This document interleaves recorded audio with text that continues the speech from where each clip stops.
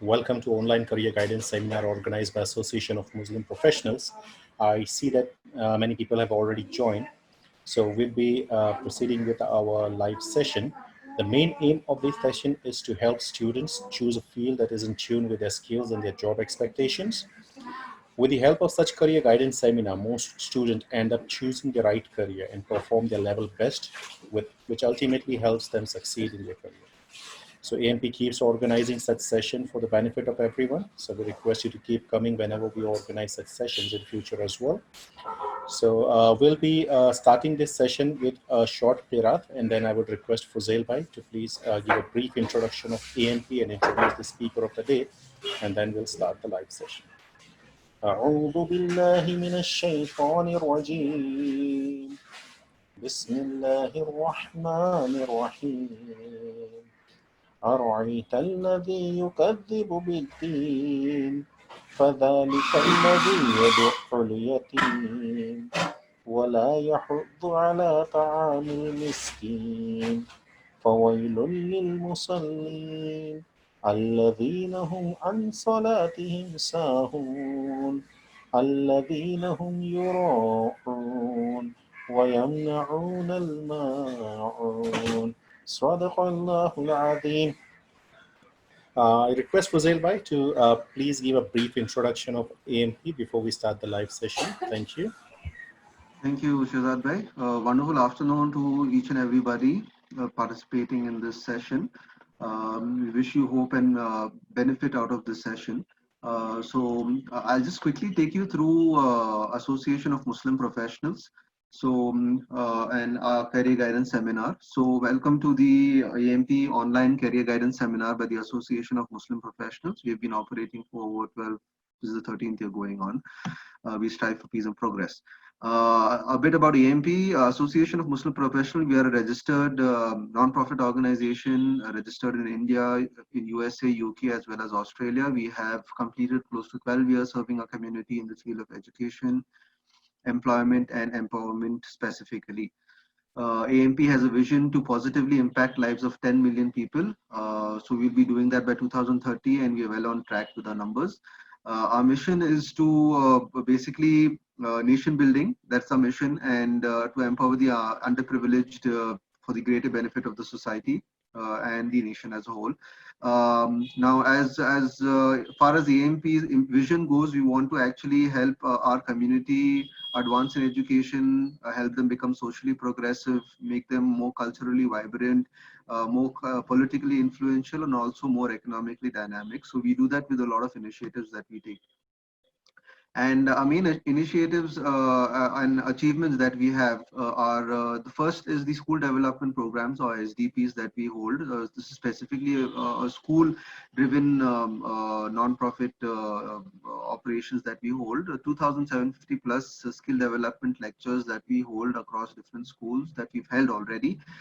We have more than 800 plus schools that are connected through our programs, and more than 2,75,000 students have benefited from these programs till date.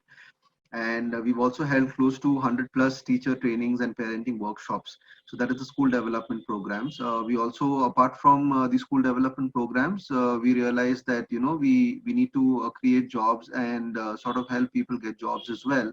So through the employment assistance cell, we hold a lot of job fairs and drives. We have held close to 350 job fairs and drives across different cities, and we've placed to 20,000 candidates through these job drives. We've had 200 plus employability trainings, which equip the individuals with the necessary skills while they're employed, and also 15,000 plus degree students who have benefited through all of these trainings. And then we have the scholarships and self-employment division, where we help the underprivileged and all of the smart brains who don't have the resources to be able to get a good education. So we've had 800 plus such higher education scholarships. We've helped more than 750 plus orphans who otherwise would not have any access to education whatsoever and employment. And we've helped more than 250 families by offering them self-employment assistance and making them self-dependent.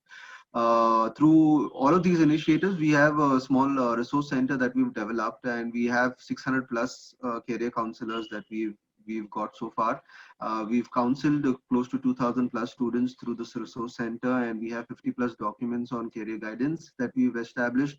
And we have distributed close to 1,000 plus career charts, which are actually essentially charts which go to students of 11th and 12th standard, which tell them, which steps they take and which direction in life that they can actually proceed when they are deciding on their careers.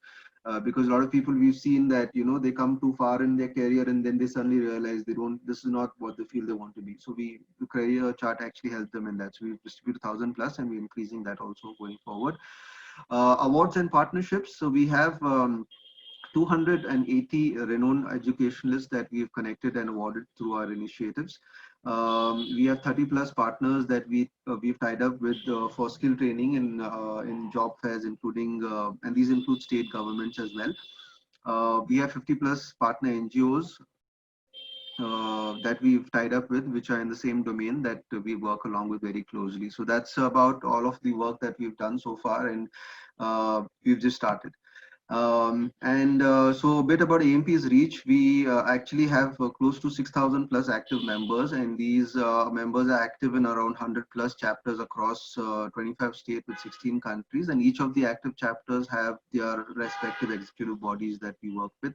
We have an online presence of 1,25,000 plus members and professionals connected. So to know more about us, please do visit ampindia.org/joinamp to join us.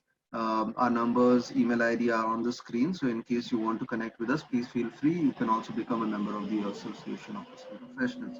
So with that, I'll wrap up the introduction of AMP and quickly move to the speaker for the day.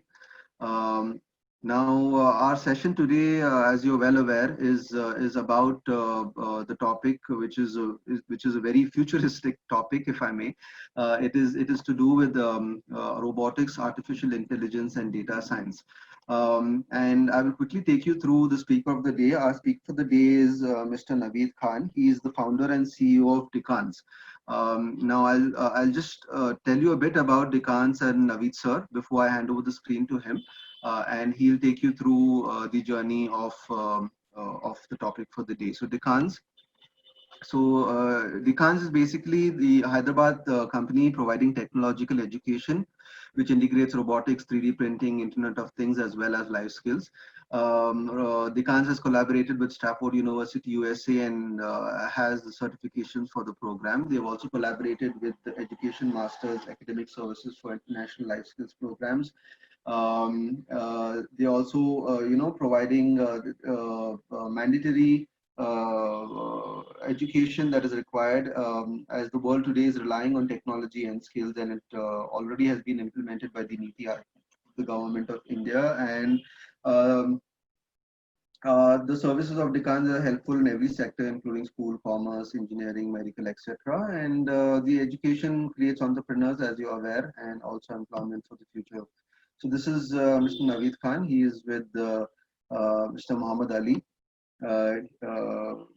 He's the Honorable Home Minister. And this is Mr. Naveed Khan. He is with now Mr. Azim Premji.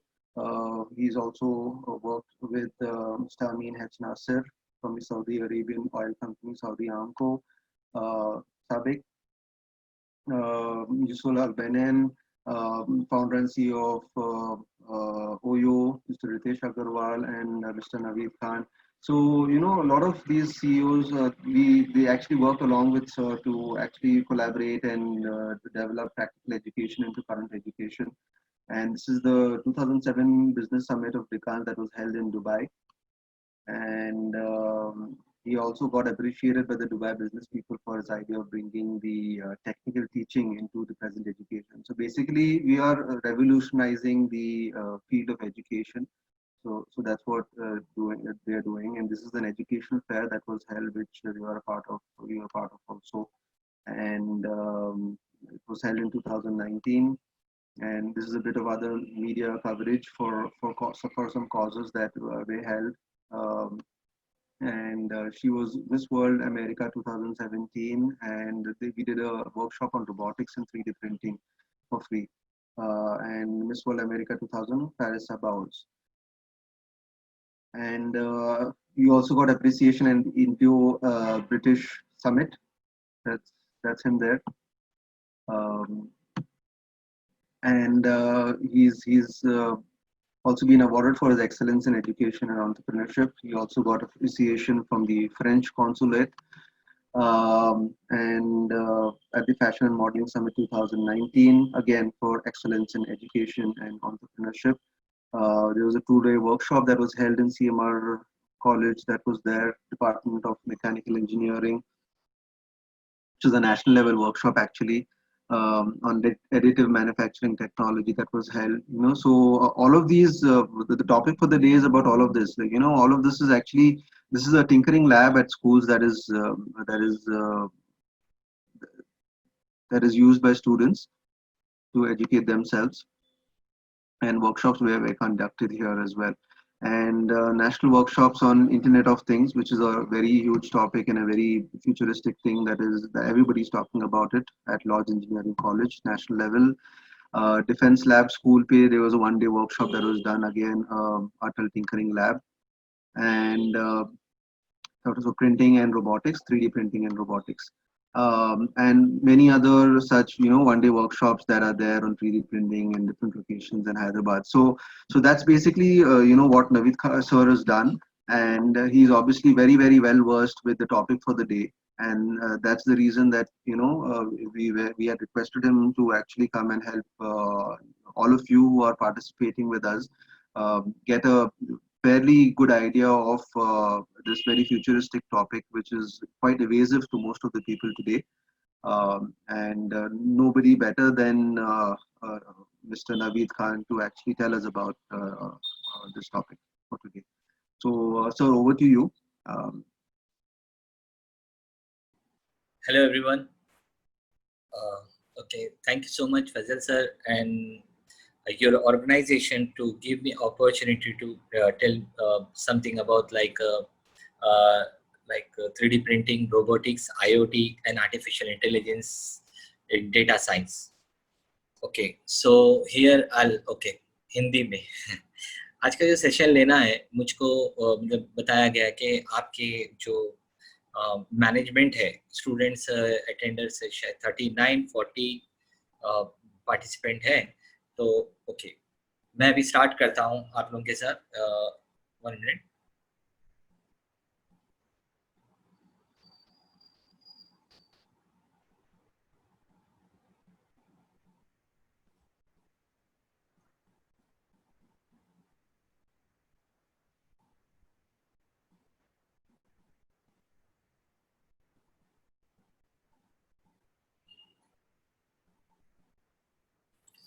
चलिए time waste करे बिना मैं सीधा topic पे आता हूँ ताकि आप लोगों के साथ मेरा इंटरेक्शन हो पाए।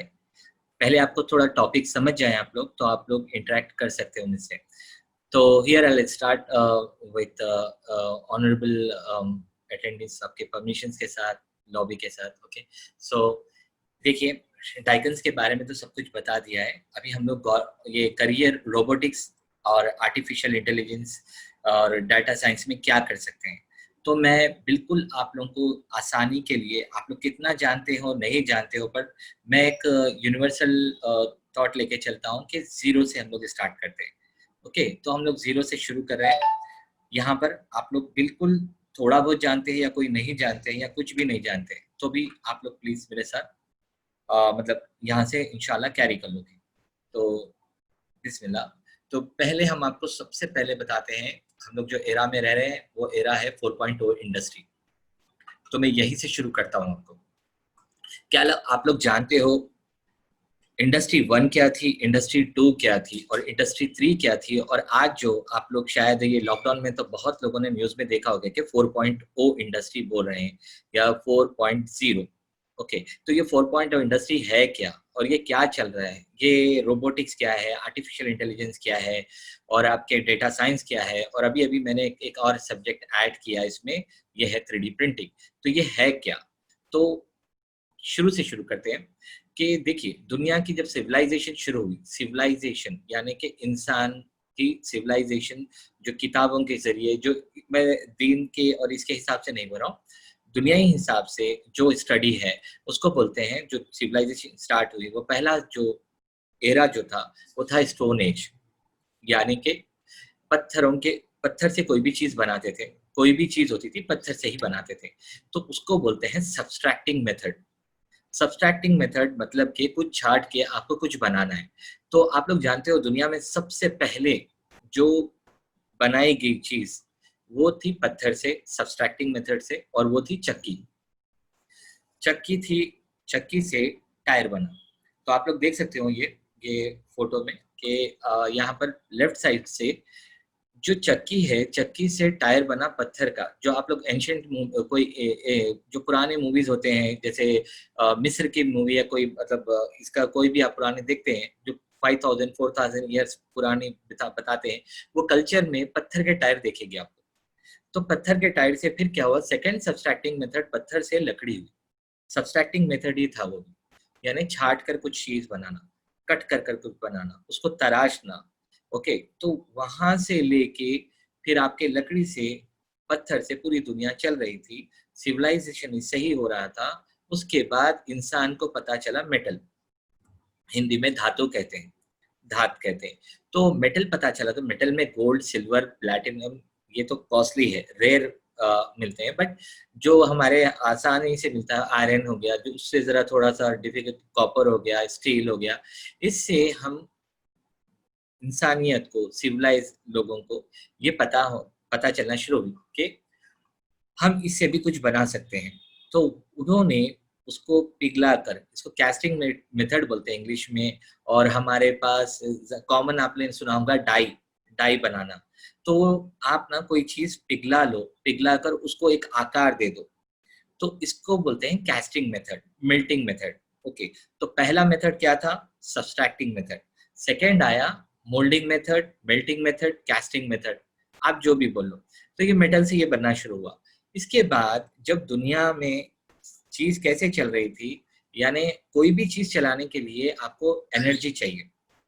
तो आप जैसे आप ये जो पहिए देख रहे हो, ये पहियों को, ये जो थी वो जो आप लोग क्या बोलते हैं बुलक कार्ट को, बैलबंडी। ओके, बैलबंडी चलती थी, उसको ना बुल खींचता था, या यानी गाय, ये कोई जानवर खींचता था वो बंडी को। तो मशीन थी, मशीन आ गई थी। मशीन किसको बोलते हैं, मशीन उसको बोलते हैं जो इंसान का काम आसान करे।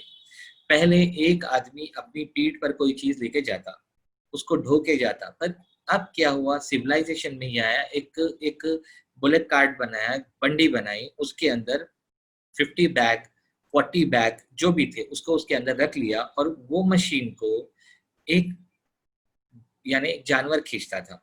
फिर उसके बाद आपको आता हूं मैं साइकिल पे, यानी सेम वही गाड़ी की तरह थी, पर अब क्या हो गया कि इंसान की एनर्जी उसको लगना शुरू हुई। तो मशीन का मतलब क्या था जब सिविलाइजेशन स्टार्ट हुआ, यानी मशीन प्लस आदमी या जानवर की एनर्जी, जो कि आप लोग फिल्मों में, सीरियल्स में कहीं ना कहीं अपने लाइफस्टाइल में कहीं ना कहीं पहले के उसमें देखे हम। तो ये चीज इंडस्ट्री 1 थी।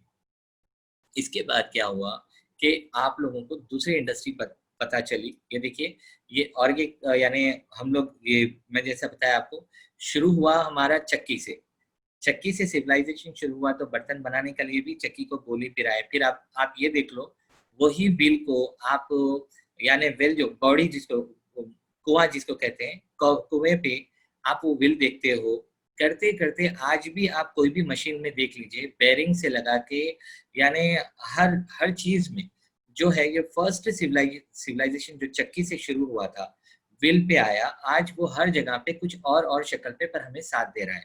ठीक है, ये 1 इंडस्ट्री थी। सेकेंड इंडस्ट्री पे मैं आता हूँ, 2 इंडस्ट्री जो हुई वो ये हुई, मशीन प्लस इंसान को हटा के मोटर लगा दिया। तो पहले जो एनर्जी, आर्टिफिशियल एनर्जी जो अप्लाई किया, वो मोटर जिसको आप लोग आम जबान में कहते हो, वो मोटर किससे चलती थी, पहली जो थी इंट्रोड्यूस जो हुआ वो, यानी कि स्टीम से चला, भाप से, भाप जिसको बोलते हैं स्टीम इंजन। इसके बारे में आप लोग मतलब इस पे जाके थोड़ा और वो कर सकते हो। तो स्टीम से स्टार्ट हुआ, फिर उसके बाद कोयला जो होता है, कोल जो होता है, कोल से आप पुराने फिल्म कोई देखोगे तो जो ट्रेन चलती थी वो कोल से चलती थी। कोल लेके डालते थे, वो एनर्जी उससे प्रोड्यूस होती थी। तो इस तरीके से आपको मशीन प्लस मोटर, ये इंडस्ट्री 2 थी। इसमें क्या हुआ कि आपको, आप एम्बेसडर ले लीजिए, पुरानी जीप ले लीजिए, मशीन प्लस आपको मोटर, ये 2 चीज आपको चलते थे। ये आपकी सेकेंड इंडस्ट्री थी। तो इसमें आप लोग जो भी देखे हुए, यानी motor plus mechanism, motor plus mechanism, energy plus mechanism, ये ही दुनिया में आपके 70s 80s तक थे। कॉमन बता रहा हूँ, आर्टिफिशियल इंटेलिजेंस तो बहुत पहले इंट्रोड्यूस हो गई, पर कॉमन जो यूज होता है वो यही था। अगर आप पुराने बॉन्ड की मूवी में देखेंगे, आज से 40 साल पुरानी, 30 साल पहले भी उन्होंने मोबाइल जैसा कुछ बनाया था, वो सोच रहे थे। पर कॉमन, हम जो बात करें, कॉमन की बात करें, तो ये चीज जो थी, ये मशीन 2 इंडस्ट्री थी, जो कि mechanism plus electronic, electricals, right, ये 2 थे। तो आप देख लीजिए, आपके घर में जो वॉशिंग मशीन है, होम अप्लायंसेस है, ग्राइंडर है, ये सब चीज क्या थे, आपका मैकेनिज्म प्लस इलेक्ट्रॉनिक। तो मैकेनिज्म के बारे में आपको थोड़ा मैं आगे बताऊंगा। अब आप लोग जो ये नई इंडस्ट्री देख रहे हो, मैकेनिज्म प्लस यानी कि प्रोग्रामिंग। तो अब आप लोगों को मैं यहाँ पर ये बताना चाहता हूँ, ये दोनों में आपको क्या क्या वो है, मतलब डिफरेंस क्या है। तो देखिए, रोबोट का मतलब होता है mechanism plus electronics plus programming. Got it? Mechanism plus electronic plus programming. तो मैकेनिज्म के बारे में आपने ये जाना कि हमारी दुनिया में मैकेनिज्म कितने टाइप का था। तो 2 टाइप के थे सर। एक था सब्सट्रैक्टिंग मेथड, दूसरा था मोल्डिंग मेथड, कैस्टिंग मेथड, जैसे मैं आपको स्टार्टिंग में बताया। तो मैकेनिज्म तो दुनिया में था, उसको जब मैकेनिज्म का इलेक्ट्रॉनिक्स ऐड किया, इलेक्ट्रॉनिक्स से मतलब है मोटर, भाप का होने दीजिए, या फिर आपका कोल का रहने दीजिए, या फिर आपको यानी कि पेट्रोल, डीजल, और अब आपको मतलब बहुत तरीके से हो रहा है। तो एडवांस जो चल रहा है वो बैटरी से चल रहा है, ये सोलार से चल रहा है, बट ये सब कुछ इलेक्ट्रॉनिक में ही आता है आपके। तो मैकेनिज्म प्लस इलेक्ट्रॉनिक, ओके, ये थी मोटर थी, जो आप पुराने लोगों से सुनते होंगे, हमारे ग्रैंड माँ से के क्या है बोलते, हम लोग कार नहीं बोलते, वो लोग मोटर गाड़ी बोलते हैं। तो ये मोटर है, इलेक्ट्रॉनिक्स के हेल्प से चलते थे। इसके बाद क्या हुआ, 2 इंडस्ट्री तक यहाँ पर चला। उसके बाद आपको ये पता चला कि आप लोगों ने गौर किया होगा, इंडस्ट्री 3 में चिप आई। तो चिप क्या थी? चिप आपको आसान अल्फाज में ये बताता हूँ कि आपको ग्राइंडर आप चला रहे हो, स्टार्ट किया आपने, फिर ग्राइंडर आपने ऑफ कर दिया। तो ग्राइंडर जो ऑन किया और ऑफ कर दिया, ये मैकेनिज्म प्लस इलेक्ट्रॉनिक था। वॉशिंग मशीन आपने ऑन किया और ऑफ कर दिया, ये मैकेनिज्म प्लस इलेक्ट्रॉनिक था। चिप जहां पर इंट्रोड्यूस हुई, वहां पर ये हो गया कि हमने मशीन को टाइमिंग दे दी। हमने मशीन को टाइमिंग दी। किस तरीके से हमने टाइमिंग इस तरह से दी कि 15 मिनट चल के वॉशिंग मशीन रुक जाना, 10 मिनट चल के वॉशिंग मशीन रुक जाना। तो ये क्या था? ये चिप था। ये हमने दुनिया में 70s 80s के बाद में चिप आना शुरू हुआ, राइट। तो चिप कैलकुलेटर से स्टार्ट हुआ। चिप का काम कैलकुलेटर से स्टार्ट हुआ। कैलकुलेटर से लेकर कंप्यूटर, लैपटॉप, आईपैड, आज आप आईफोन देख रहे हो, तो ये स्मार्टफोन्स ये देख रहे हो। चलिए ठीक है, आई थिंक आप लोग समझ पा रहे हो मेरे को, यानी कुछ मैसेज कुछ करके आप लोग यस नो कुछ तो करते रहिए, it will give energy to me, okay, और इंटरेक्शन होगा। तो राइट, तो मैकेनिज्म प्लस इलेक्ट्रॉनिक, यहाँ तक आपने समझ लिया था। सेकेंड जो मैं आ रहा हूँ, यानी इंडस्ट्री 1 के बारे में बोला सिर्फ मैकेनिज्म था, इंडस्ट्री 2 में मैकेनिज्म प्लस इलेक्ट्रॉनिक था। इंडस्ट्री 3 जो था वो आपका आया, यानी कि चिप मॉडल। नाउ अभी मैं आप लोगों से कुछ इंटरैक्ट एक बात करता हूं, ओके, उसका मुझे आंसर चाहिए। मैं देखना चाहता हूं, मैं आंसर आप लोगों के देखना चाहता हूं प्लीज। तो मैं रोबोटिक्स क्या है आप लोग को इजी करके समझाना चाहता हूं, ओके। तो अब आप लोग ये बताइए कि हम सपोज में हमारी बॉडी एक रोबोट है, हमारी बॉडी एक रोबोट है। हमारी बॉडी में मैकेनिज्म क्या है? हमारी बॉडी में मैकेनिज्म क्या है बताइए प्लीज। ओके, एडमिन साहब ने चैट शायद रोकी हुई है, so Shehzad bhai, can you activate please? Okay, right. So मैं कैरी करता हूँ, हमारी बॉडी में मैकेनिज्म क्या है? हमारी बॉडी में मैकेनिज्म है स्केलेटन। हमारे जो हड्डियां हैं, हमारे जो बोन्स है, वो स्केलेटन जो है वो मैकेनिज्म है। Got it? वो हमारा मैकेनिज्म है। अब ओके, हमारी बॉडी में मैकेनिज्म जो है हमारा स्केलेटन है। ओके, हमारे पूरा स्ट्रक्चर जो है, और अगर आप बिल्डिंग में देखेंगे तो pillars. Chat box active. Okay, thank you. तो हमारी बॉडी में जो पूरा मैकेनिज्म है ये है यानी स्केलेटन, राइट। एक बिल्डिंग में पिलर्स ऐसे होते हैं, यानी बॉडी किसके ऊपर ठहरी हुई है, तो इसको बोलते हैं मैकेनिज्म, राइट। हमारी बॉडी में स्केलेटन है। सेकेंड, हमारी बॉडी में इलेक्ट्रॉनिक्स या मोटर क्या है? हमारी बॉडी में इलेक्ट्रॉनिक्स या मोटर क्या है? तो हमारी बॉडी में इलेक्ट्रॉनिक्स या मोटर की तरह काम करता है हार्ट। Got it? हार्ट जो है हमारे जिस्म में एक मोटर की तरह काम करता है, वो कंटिन्यूअसली एनर्जी प्रोड्यूस करता है, ओके, और पंप करते रहता है। एक एग्जांपल के लिए बता रहा हूँ, राइट। सेकेंड, हमारी बॉडी में प्रोग्रामिंग क्या है? ओके, हमारे बॉडी में एक प्रोग्रामिंग क्या है? तो हमारी बॉडी में प्रोग्रामिंग है, राइट, ब्रेन। ओके, यानी प्रोग्राम पूरा यहीं से चलता है। तो ट्राई टू अंडरस्टैंड मैकेनिज्म है, एग्जाम्पल के लिए बोल रहा हूँ, एग्जैक्टली आप लोग कनेक्ट कर पाए इसीलिए। मैकेनिज्म है स्केलेटन, इलेक्ट्रॉनिक है हमारा हार्ट, प्रोग्रामिंग है हमारा ब्रेन। ओके, अब ये सबके साथ मिला के आप एक बात तो समझ सकते हो, इजीली समझ कोशिश कर सकते हो रिलेट करने की, कि अगर मैकेनिज्म में कुछ खराब हो जाए, किसी का कोई बोन ब्रेक हो जाए या कुछ हो, वो क्या मर जाएगा? नहीं, वो नहीं मरेगा। इसी तरह रोबोटिक्स में मैकेनिकल अगर कोई प्रॉब्लम आता है तो रोबोट नहीं रुकता है, बट अगर इलेक्ट्रॉनिक में प्रॉब्लम आया तो क्या हमारा रोबोट रुक जाएगा? रुक जाएगा, यस ऑफ कोर्स रुक जाएगा। क्योंकि आप हार्ट का ही एग्जांपल ले लें, अगर किसी का हार्ट रुक जाता है तो आप सीधा ये सुनते हैं कि हार्ट अटैक आया था, उनका इंतकाल हो गया। तो रोबोट्स में भी इलेक्ट्रॉनिक्स इसी तरीके से काम करते हैं। चाहे बैटरी, आप कार ले लें, क्या हुआ, गाड़ी क्यों नहीं चल रही? क्योंकि उसके अंदर पेट्रोल फ्यूल खत्म हो चुका है, या फिर उसका जो सोर्स है इलेक्ट्रॉनिक्स का, वो सोर्स खत्म हो चुका है, गाड़ी अपनी जगह से नहीं हिलेगी। Second, come to the point, programming. चलिए, आपने जीप और यानी एम्बेसडर देखा है, उसमें मैकेनिज्म जैसे इलेक्ट्रॉनिक मैंने बताया था ऐसे ही था। बट राइट नाउ अभी हम प्रोग्रामिंग की तरफ आते हैं। क्या आप आज जिस तरीके से इंसान प्रोग्राम करता है, इसी तरीके से आप गाड़ी में प्रोग्रामिंग देख रहे हो?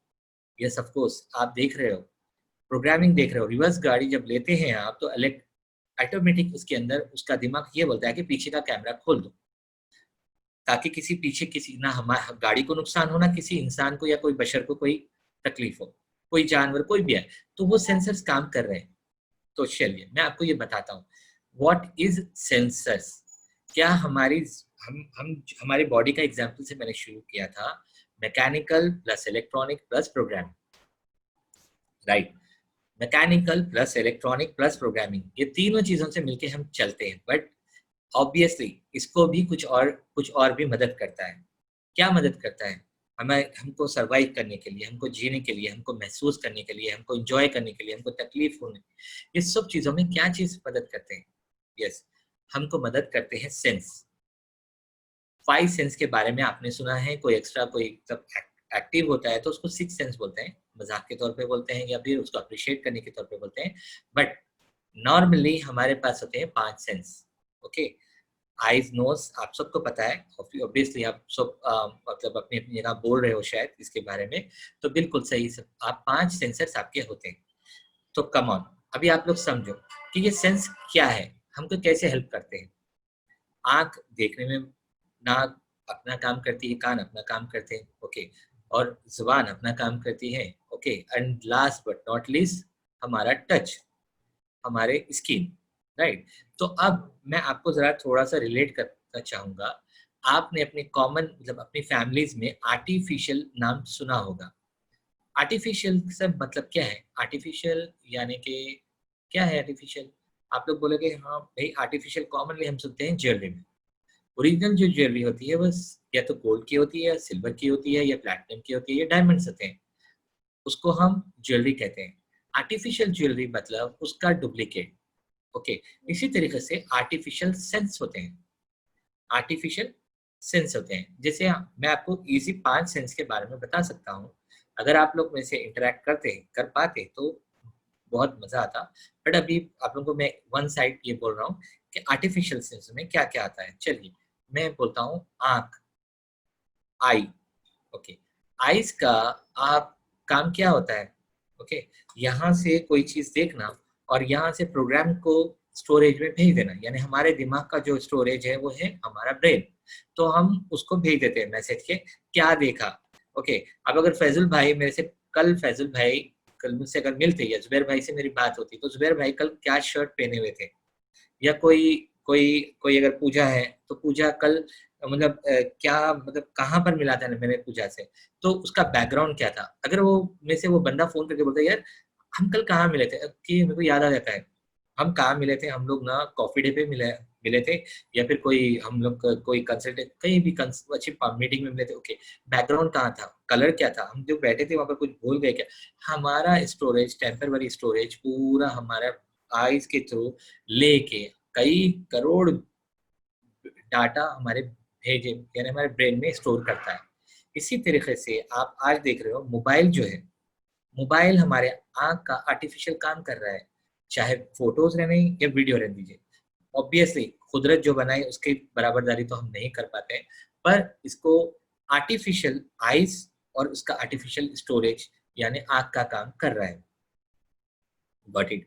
तो समझ गए आप, आर्टिफिशियल ये काम कर रहा है। सेकंड आता हूँ मैं आपको, आप बोलेंगे मैं आपसे पूछूंगा देखिए मुंह और कान का काम यानी माउथ एंड ईयर का काम, ये जो दो सेंसर है इसका काम हो रहा है क्या? ऑब्वियसली हो रहा है। ओके, अभी हम लोग जो यूज कर रहे हैं उसमें स्पीकर्स हैं, वो बोल रहा है और मैं जो बोल रहा हूँ वो सुन रहा है, आप तक पहुंचा रहा है। तो ये दो भी आर्टिफिशियल काम करें, कान और मुंह का दोनों काम करें, चाहे मोबाइल ले लीजिए या फिर और कोई सेंसर्स टेक्नोलॉजी आप ले लीजिए, गूगल ओके ले लीजिए, एलेक्सा ले लीजिए, ये बोल रहा है और सुन रहा है। ओके, तो आई थिंक आप लोग मतलब से कनेक्ट कर पा रहे हैं।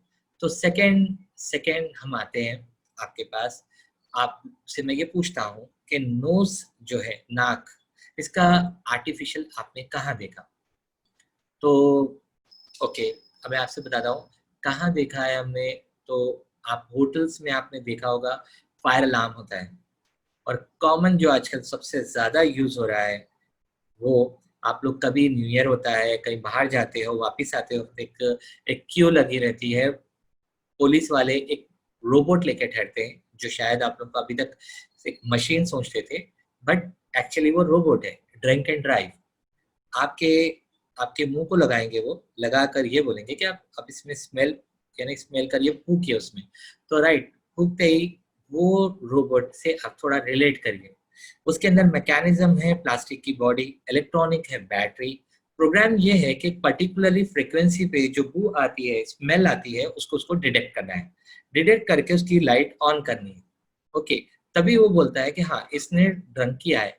अब ये बोलिए वो मशीन आप कब से देख रहे हो, रोबोट को आप कब से देख रहे हो अपने लाइफ में? कई सालों से देख रहे हो, बट आपको क्या पता है कि वो रोबोट है और वो क्या है, क्यों काम कर रहा है, कैसे काम कर रहा है, हम लोग इसके बारे में क्यों नहीं सोचते? तो वो रोबोट क्या है? रोबोट की गवाही अदालत सुनती है, रोबोट की गवाही पुलिस सुनती है, रोबोट की गवाही कौन सुनता है? जज सुनता है। जज रोबोट की गवाही सुनता है।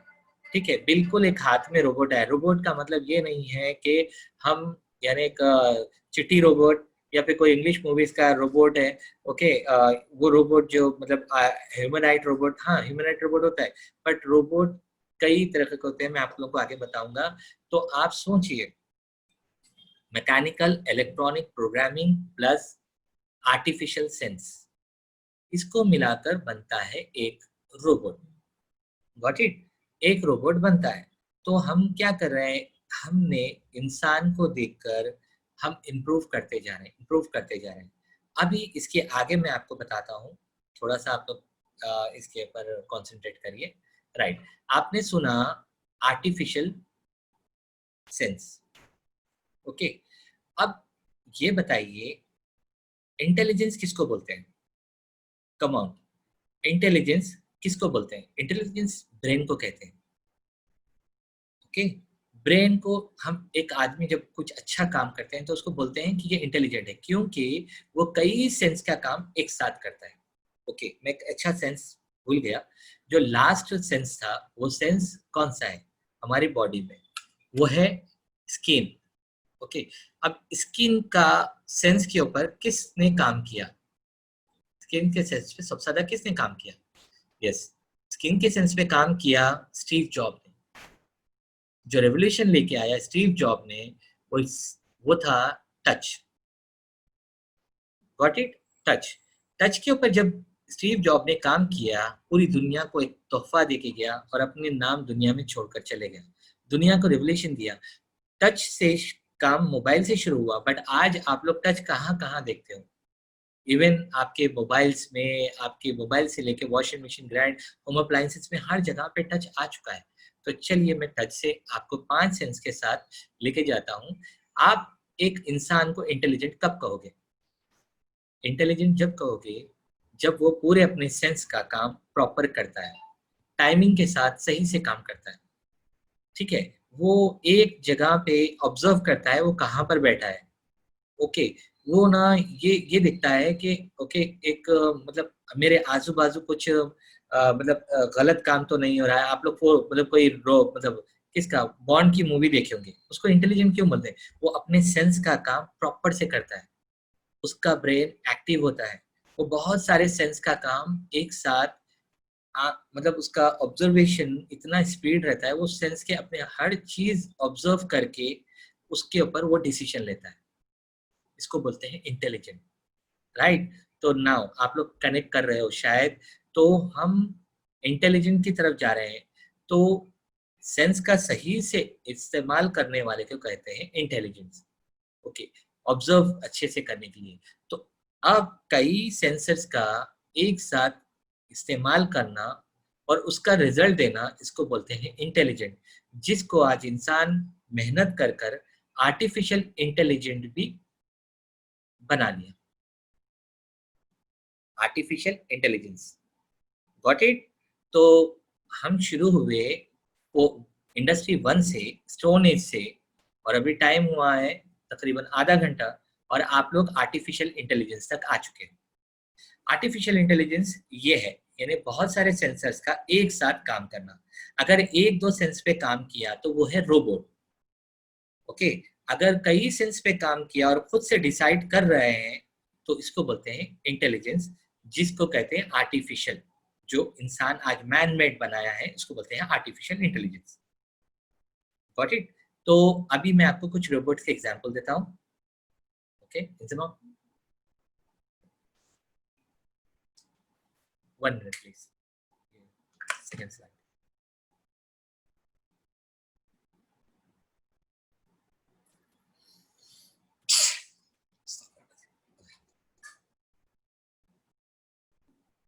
सॉरी, हेलो, स्टक हो गया।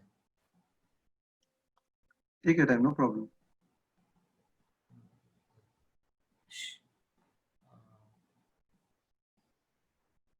Okay, thank you. सो आप यहाँ पर ये रोबोट देख रहे हैं जो अर्न कर रही है। ओके, सेकेंड रोबोट ये है कुकिंग रोबोट है। ओके, तो आप समझ सकते हो कि हम लोग अगर सेंस के बारे में समझे। ओके, मैं एक इंपॉर्टेंट बात दिमाग से निकल गई थी, आप लोगों को बताता हूँ कि सेकेंड बात ये थी कि आपने एक रोबोट तो समझा है। ओके, एक 5 सेंस के बारे में मैंने आपको बताया। अभी मैं आपसे एक बात पूछता हूँ, मोबाइल में कितने सेंस होते हैं? कभी आपने ऑब्जर्व किया? ओके, सेंस कितने होते हैं मोबाइल में? कभी आप सोचे हो? तो एक बहुत इंपॉर्टेंट कॉमन यूज होने वाला, आप लोग जल्दी इंटरेक्ट करोगे, उसका एग्जांपल लेता हूं मैं। Gyro sensor. गायरो सेंसर है क्या? कहाँ यूज होता है? क्यों यूज होता है गायरो सेंसर? गायरो सेंसर क्यों यूज होता है पता है आपको? आप जब मोबाइल में कोई छोटे बच्चे भी गेम खेलते हैं, कोई भी गेम खेलते हैं, तो आपने गौर किया होगा कि मोबाइल को राइट टर्न करोगे राइट को टर्न होगा, लेफ्ट को टर्न करोगे लेफ्ट को, क्यों आपकी तरफ क्यों नहीं आता? वो टुवर्ड्स आपकी तरफ क्यों नहीं, उल्टा क्यों नहीं भागता? वो एकदम प्रॉपर साइड पे क्यों चलते रहता है?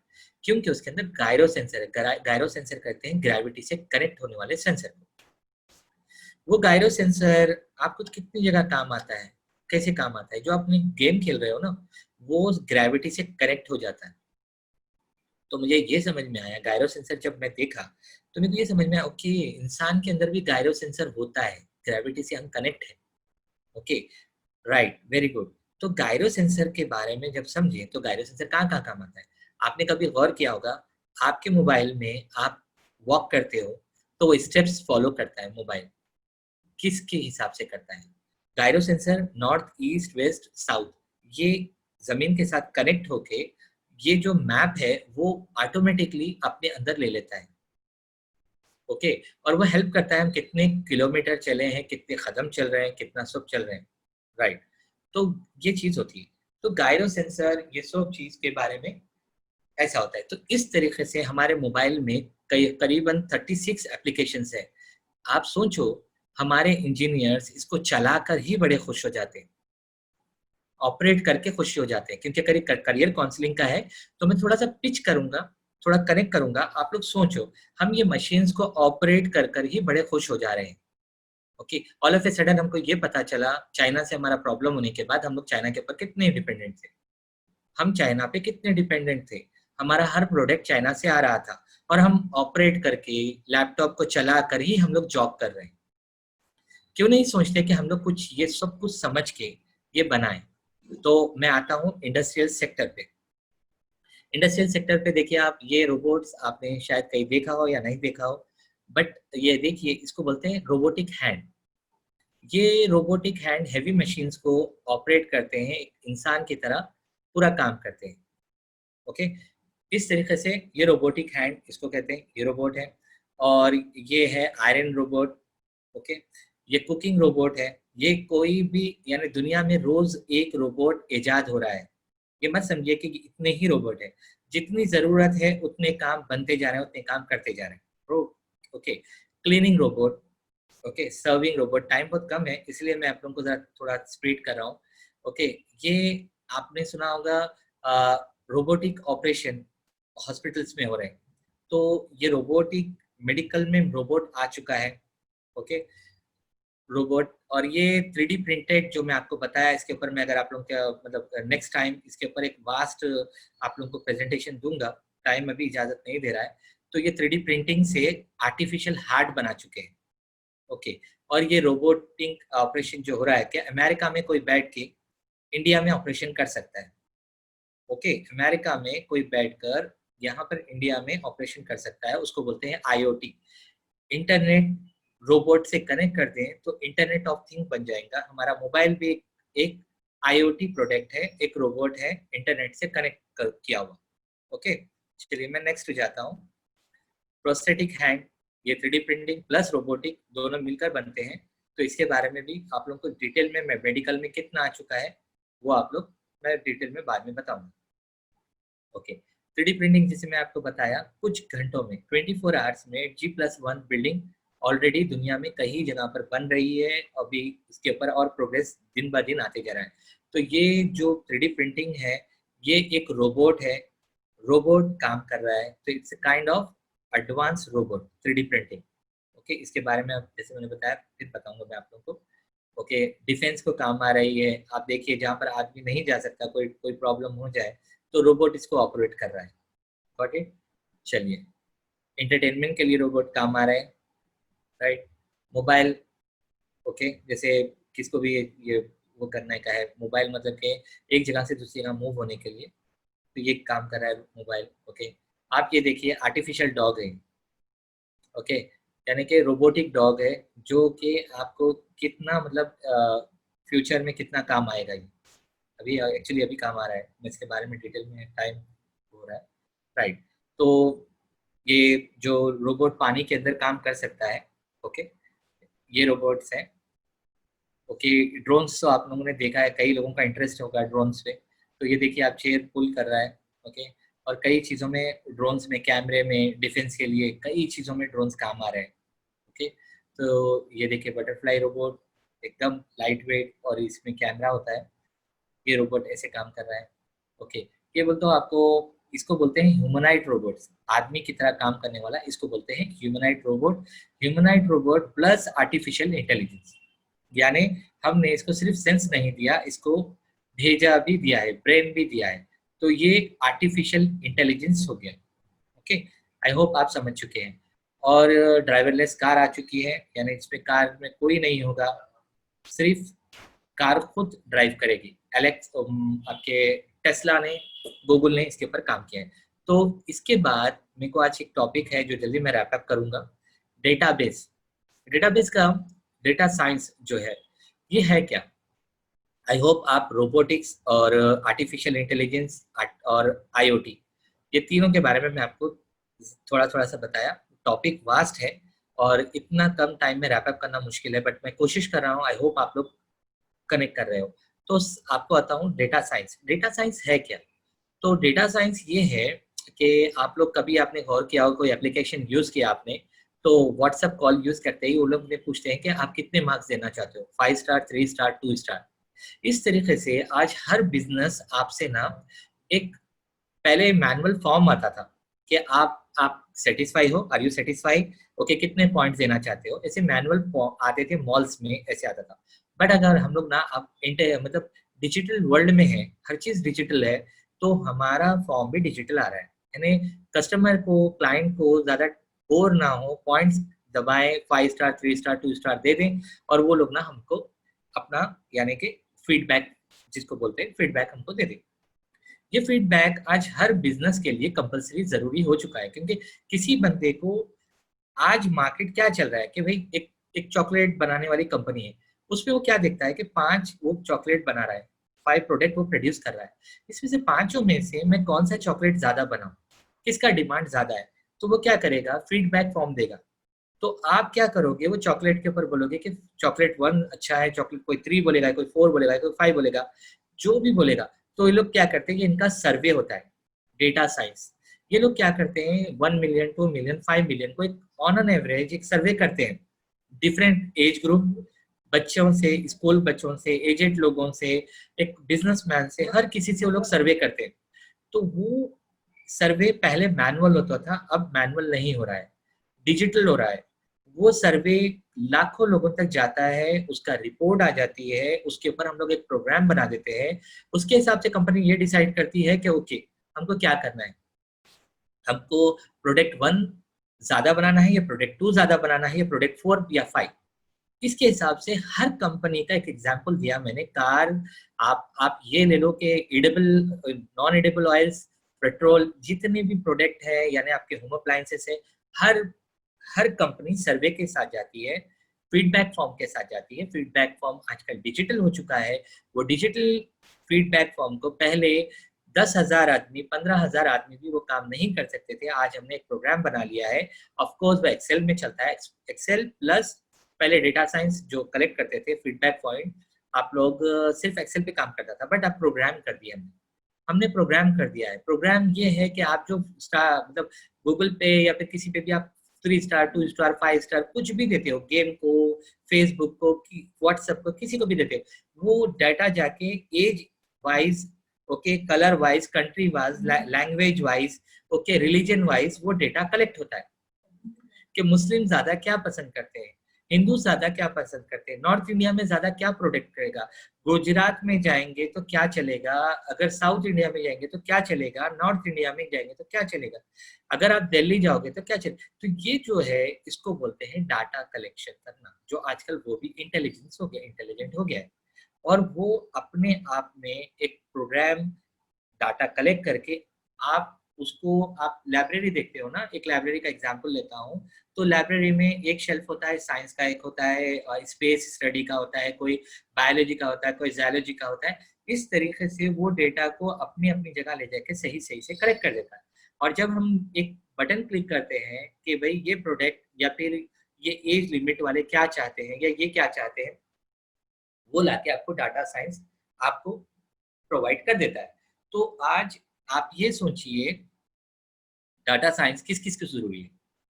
हर कंपनी को, हर छोटी दुकान को, आप ग्रोसरी को ले लोगे, हर कोई डाटा साइंस के साथ जाना चाहता है कि अगर ये स्ट्रीट में मैं कर रहा हूँ तो यहाँ पर क्या ज्यादा चलेगा, यहाँ के क्राउड क्या लेगा। सपोज अगर एक कश्मीर में मैंने एक दुकान डाली, ओके, बट वहाँ जो स्ट्रीट है वहाँ पर साउथ इंडियन है, तो मुझे स्टडी करना पड़ेगा कि कश्मीर में मुझे साउथ इंडियन का ही सामान रखना पड़ेगा, क्योंकि मेरा वो इतना एरिया जो डिमांड है वो साउथ इंडियन डिमांड है, इडली डोसा वड़ा, गॉट इट। तो ये छोटा सा सर्वे हो गया, एग्जांपल दे रहा हूँ, बट हर कंपनी को, हर मैन्युफैक्चरिंग कंपनी को ले लीजिए, आप ट्रेडिंग कंपनी को ले लीजिए, ग्रोसरी यानी अमेजोन जैसे बड़े कंपनीज को भी सर्वे की जरूरत है, स्टडी की जरूरत है हर एक को। तो वो data science, okay, data science, okay, जो कलेक्ट करना था, यानी छोटा सा एक फीडबैक जो फॉर्म होता था, वो आज बहुत बड़ी इंडस्ट्री बन चुकी है,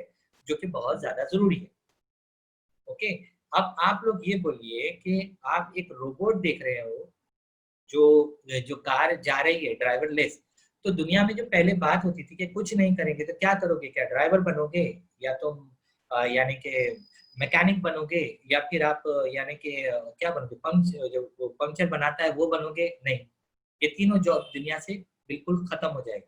फ्यूचर में मैकेनिक भी जो आएगा गाड़ी का, वो रोबोटिक इंजीनियर होगा, गाड़ी रुक गई कहीं तो वो लैपटॉप लेके आके लगाएगा और प्रोग्राम में देखेगा कि क्या प्रॉब्लम हुआ है, गॉट इट।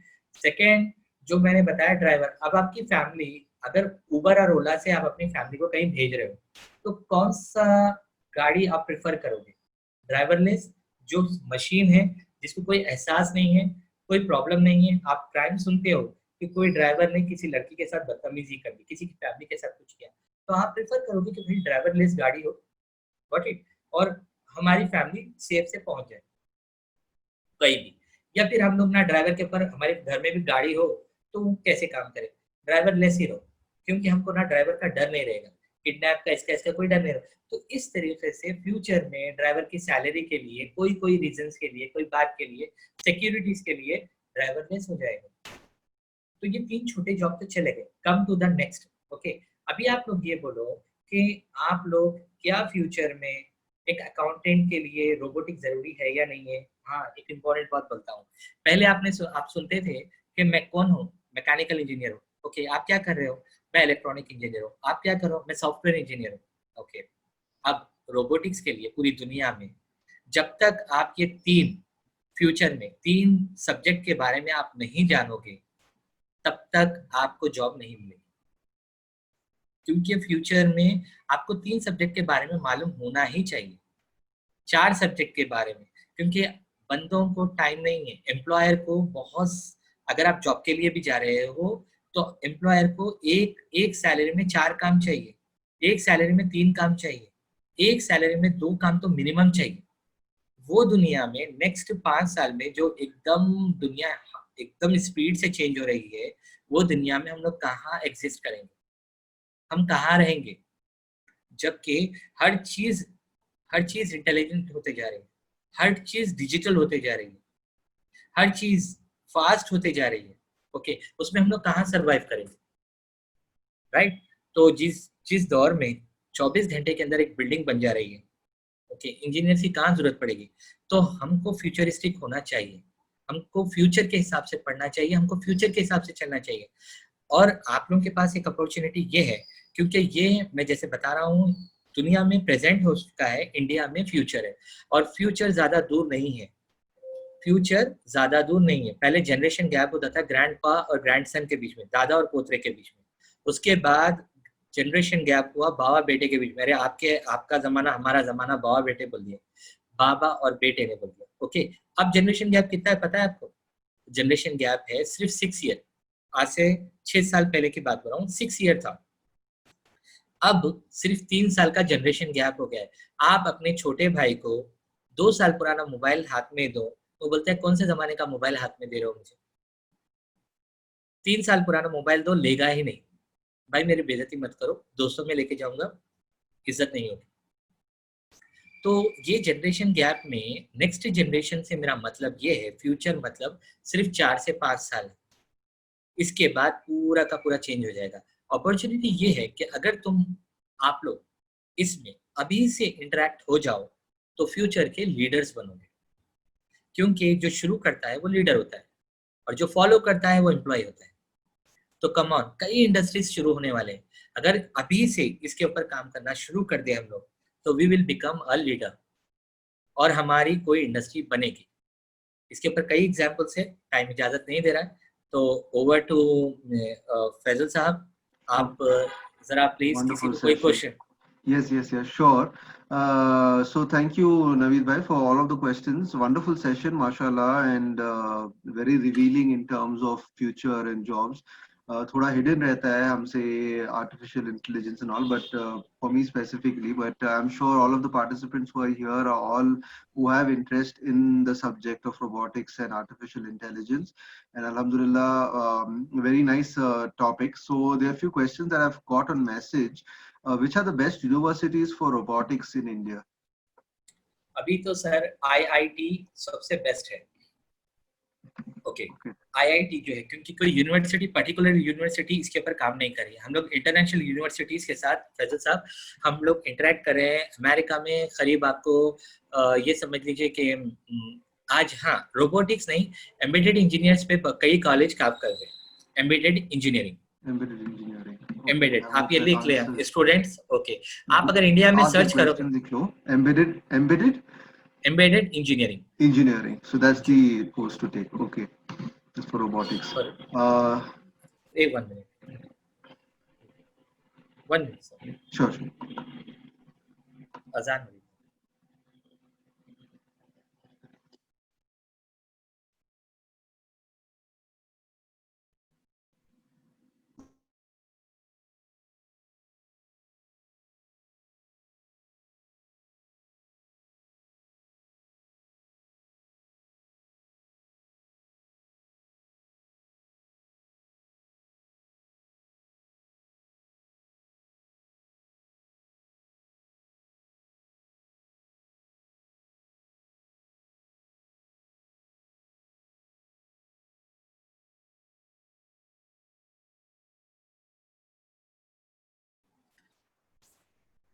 ओके, फैजल साहब, यहाँ अजान हो रही थी, तो मेरी टीम ने मुझे बताया, तो मैं थोड़ा रुक गया था। Very good, thank you. तो next thing is what is robotics? Robotics के लिए embedded आप बोल रहे थे embedded. हाँ, तो let me complete. Embedded एक प्रोग्राम है, प्रोग्रामिंग है, जिससे बच्चे आज, यानी कि इंडिया में जो कॉलेजेस में, शायद पता नहीं आपके पास कहाँ है, हमारे आंध्रा में, तेलंगाना में 2 कॉलेजेस में ऑलरेडी चल रहा है। और मैंने सुना है कि आपके एमपी में भी एम्बेडेड इंजीनियर्स के इंस्टीट्यूट है ऐसे, बट पर्टिकुलरली प्रोग्रामिंग जैसे यानी कि आपके रोबोटिक कॉलेज जैसे कोई यूनिवर्सिटी अभी किसी ने अडॉप्ट नहीं किया है। IIT के पास ये है। So there's no specific university for robotics as such. Nothing. यही सबसे बड़ा प्रॉब्लम है सर, प्लीज। Okay. और कोई? Sure. And next is regarding AI and data science also, please. Artificial intelligence, again कई इंस्टीट्यूट चल रहे हैं सर, जो इंटरनेशनल यूनिवर्सिटीज के साथ मतलब उन्होंने एसोसिएट किया है। जैसे आपके बैंगलोर है, दिल्ली में है, बॉम्बे में है, आप लोग जाओगे तो आप कनेक्ट करोगे। जैसे कैनेडियन यूनिवर्सिटी है, हार्वर्ड यूनिवर्सिटी है, और अमेरिकन कई यूनिवर्सिटीज है, जो यहाँ पर किसी कॉलेज के साथ उन्होंने एसोसिएट नहीं किया, बल्कि वो लोग आपके इसके ऊपर चल रहे हैं, यानी कि इंस्टीट्यूट के थ्रू चल रहे हैं। तो अगेन आपको वो आपके सिटी में, इंदौर में बहुत से इंस्टीट्यूट्स हैं जिसको मैं जानता हूँ। आप गूगल करेंगे, आपके नियर बाई जो रहेगा उसके पास जाके आप लोग सीख सकते हो आर्टिफिशियल इंटेलिजेंस के लिए। बट अगेन आप लोग ना पहले रोबोटिक्स करें, फिर इंटरनेट ऑफ थिंग्स करें, फिर उसके बाद आर्टिफिशियल इंटेलिजेंस। बिल्कुल शॉर्ट टाइम में हो जाएगा, 3-4 महीने का कोर्स रहेगा। आप लोग बेसिक से जाओगे तो आप लोग के लिए ज्यादा बेहतर होगा, क्योंकि कई स्टूडेंट मेरे से मिलते हैं, वो लोग सीधा डायरेक्ट आर्टिफिशियल इंटेलिजेंस के लिए जाते हैं। वैसे जाना बेहतर नहीं है। पहले आप इलेक्ट्रॉनिक के बारे में थोड़ा सा समझ लें, मैकेनिज्म के बारे में थोड़ा सा समझ लें, उसके बाद आप लोग ना प्रोग्रामिंग के बारे में थोड़ा समझते हुए थोड़ा टाइम लगेगा, बट आप ना फाउंडेशन आपका बहुत स्ट्रांग होगा, फिर आप आर्टिफिशियल इंटेलिजेंस की तरफ जाइए। तो प्लीज। Okay.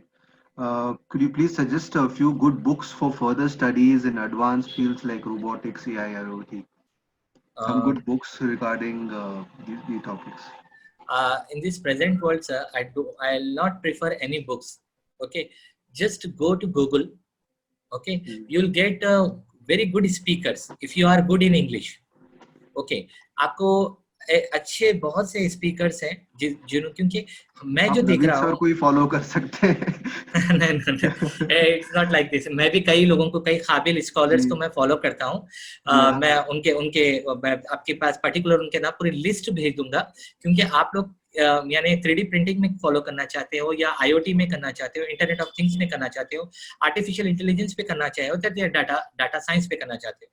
आज हम लोग गूगल के जमाने में बात ये हो रही है कि मैं आपसे बात कर रहा हूँ फैजल साहब, तो नॉलेज जी बात कर रहा हूँ, अभी आप यकीन मानेंगे शायद आपका सेशन खत्म होगा, मेरे को एक मेल आ जाएगा लंदन से कि 3D प्रिंटिंग अपग्रेड कर गई।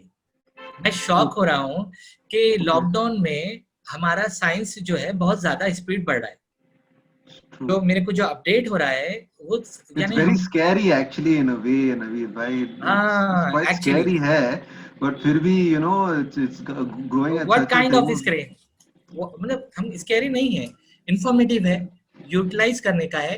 तो मैं आपको बुक इसलिए प्रेफर नहीं करूंगी कि बुक लिखे और सब्जेक्ट उसके ऊपर बुक पब्लिश हुए, तब तक ये जो हमारी जो प्रेजेंट एरा है, ये ना 2 महीने 3 महीने में ही कुछ और नया लेटेस्ट मॉडल आ जाएगा।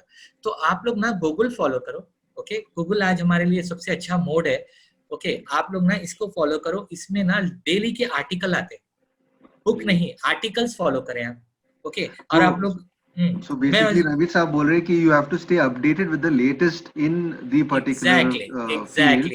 So the best way to do it is you can maybe set a Google alert, और जो news है आप follow कर सकते हैं. I think all of that. I think that if you are on LinkedIn, if you don't, please LinkedIn बना लीजिए अपना। ओके, LinkedIn पे आप ना जो बंदों को प्रिफर करते हो, जो फील्ड में जाने जाते हो, LinkedIn पे फॉलो करें, स्पेसिफिक उसको ही फॉलो करें। तो मैं प्रिफर करूंगा आपको ये लेटेस्ट वर्ल्ड में, कॉम्पिटिटिव वर्ल्ड में आर्टिकल्स फॉलो करने के लिए, rather than books. टाइप का डेटा साइंस हो गया हमारे फिर। Thank you so much. And next thing is ये programming languages, which ones will be more in demand in the coming months? AI tools. Sir okay, so here आप लोग ना HTML जो होता है सबसे बेसिक प्रोग्रामिंग लैंग्वेज होता है, उसके बाद DHTML होता है, जिसे आप लोगों को ना बेसिक ये समझ में आएगा कि लैंग्वेज लिखना कितना आसान होता है, जिसको वेबसाइट बनाने के लिए पहले यूज किया जाता था HTML और DHTML। इसके बाद आप लोग ना C लैंग्वेज, ये देखिए आज जो सबसे ज्यादा यूज में चल रहा है, कॉमन, इससे एडवांस भी है, बट सबसे कॉमन जो चल रहा है डिमांड में जो है आर्टिफिशियल इंटेलिजेंस के लिए या रोबोटिक्स के लिए, वो है पाइथन। प्लीज पाइथन आप लोगों के पास इजीली हो जाएगा अवेलेबल, आप लोगों के मतलब आप लोगों के करीब में। तो पाइथन जो है ये सबसे ज्यादा डिमांड में है फिल वक्त। और आप लोग इसमें सी लैंग्वेज और पाइथन में ये है कि कई कॉमन जो हमको ब्रैकेट्स ये वो लैंग्वेज जो जानते हैं वो लोग समझ पाएंगे। वो जो हमको एक लैंग्वेज लिखना होता था उसमें कुछ कॉमन चीजों को पाइथन खुद से ले लेता है। अगेन पाइथन एक प्रोग्राम है जो उसके लिखने के वाले के लिए हेल्प करता है, लैंग्वेज लिखने वाले के लिए। तो पाइथन मैं प्रिफर करूंगा। तो पर आप क्या करो, पहले HTML DHTML एक महीने का कोर्स होगा, ये समझ लें, सी लैंग्वेज थोड़ा सा समझ ले, उसके बाद पाइथन को जाएंगे तो आपके लिए बहुत बेहतर होगा। Thank you. And in fact, we have another webinar that is currently ongoing for Python also as part of EMP. So I think we are more or less there. IoT वगैरह. BlackBerry, is it a good company to join? BlackBerry, pi और raspberry, ये जो companies हैं ये बिल्कुल बहुत अच्छे से प्रोग्राम है। ब्लैकबेरी जो है आपको यानी रोबोटिक्स में समझने के लिए बहुत ज़्यादा हेल्प करेगा ब्लैकबेरी। तो ये मतलब आज मैं सेशन में मेरे को इतने बड़े टॉपिक दिए हैं जिसके थोड़ा थोड़ा मैं बोलते गया हूँ। एक्चुअली एक एक सब्जेक्ट पे एक एक वेबिनार रखना चाहिए, इतना बड़ा है ये। It's a very vast subject, yes, but really nice of you, Dr. Naveed, for taking in so much of effort to compress everything to such a very nice, understandable presentation. Alhamdulillah. Thank you so much. And I'm sure all of the participants have benefited from all of the question answers and everything that Naveed bhai has shared. And I wish each one of you all the very best with your futures. Like Naveed Bhai said, it's a very, very vast topic, and it's a very, very fast, growing topic, and you need to keep yourself updated on this particular domain. And बहुत ही fast grower है मतलब this particular industry. So you please do your own research and take a call on what and how you want to build your career in robotics, in artificial intelligence, and in Faisal data sir, science. Ji. sir, And if you permit me, I want to share something. देखो मतलब आज आप लोगों को मैंने जो भी बताया, सबसे ज्यादा मुझे आज ये समझ में आया कि ये एक ऑर्गेनाइजेशन अच्छे से काम कर रही है. आप daikons.in मेरा वेबसाइट है, daikons.in, यहाँ पर या फेसबुक में डाइकन्स एजुकेशन करके है, वहां पर मेरी टेक्निकल टीम अवेलेबल होती है. हर सब्जेक्ट पे हमारे पास एक स्पेशल प्रोफेसर्स हैं. तो अगर आप लोग कांटेक्ट करना चाहते हैं और डिटेल और जानना चाहते हैं, जैसे फैजल सर ने बताया मुझे बुक्स के लिए, बुक्स नहीं, मैं आपको ना स्कॉलर्स और इसमें जो भी हेल्प कर सकते हैं, या फिर ऑनलाइन एजुकेशन, या फिर जो भी होगा, क्योंकि यहाँ पर सवाल मैं देख रहा हूँ कई लड़के कई सवाल डाल रहे हैं. तो यू कैन मेल मी और you can contact to my technical team. They will help you. Yeah, please Okay, feel free to visit the website Daikins, and please feel free to follow Naveed Bhai also on everything. So I think we will quickly now wrap up, Naveed Bhai. What you say? Okay, sir. Ji? Thank you so much, sir. We'll just quickly have a quick dua. Actually, Shehzad Bhai had to leave because of some personal emergency immediately. So I'll just read a small dua, and inshallah we'll pack up after that. Okay, sir, please. Auzubillahi minash shaitanir rajeem. Bismillahir rahmanir rahim. Alhamdulillahi rabbil alamin. Rabbi shrah li sadri wa yassir li amri wahlul 'uqdatam min lisani yafqahu qawli. Rabbi ighfir warhamhuma kama rabbayani saghira. Sallallahu ta'ala ala khairi khalqihi Muhammadin wa ala alihi wa ashabihi ajma'in. Bi rahmatika ya arhamar rahimin. Alhamdulillah. So thank you so much everyone. Thank you, Naveed Bhai. Yeah, assalamu alaikum. Thank you so much. Assalamu alaikum.